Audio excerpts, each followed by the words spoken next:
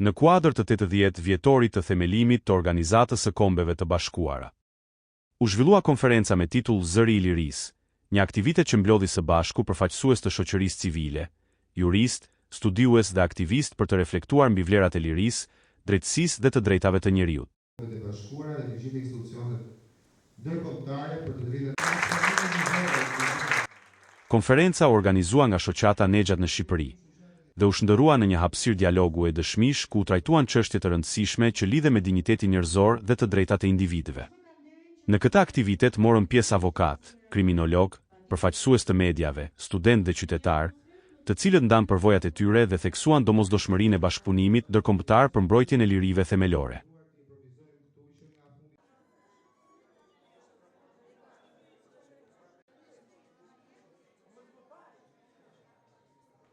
Përmes ekspozitave, diskutimeve në grupe dhe prezantimeve tematike, konferenca Zëri i Lirisë përcolli mesazhin se liria nuk është vetëm një e drejtë, por një përgjegjësi që duhet mbrojtur çdo ditë.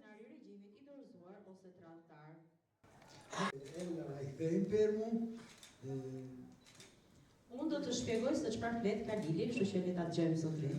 سازمان مجاهدین خلق حدود توی این 40 سال گذشته در هر کشوری که رفته کارهای خرابکاری و همچنین کارهای تروریستی رو در هر کشوری که باشه انجام داده و همچنین به همون کشور هم خیانت کرده. Tashmë kam deri që të ftoj në podium një shtetas iranian dhe drejtë nga garantuar të drejta për jetë, njeriu si jetë personale. E kështu me radhë duhet bërë për سرکوب و حذف مخالفانی که در درون مجاهدین وجود داشته رو براتون کمی بازگو کنیم.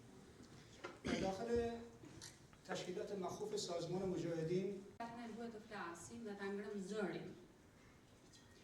Për mua që kam definuar deri më sot sepse kërkon kohë. Shumë pistik që ka marrë në universitate për këtë veçantë.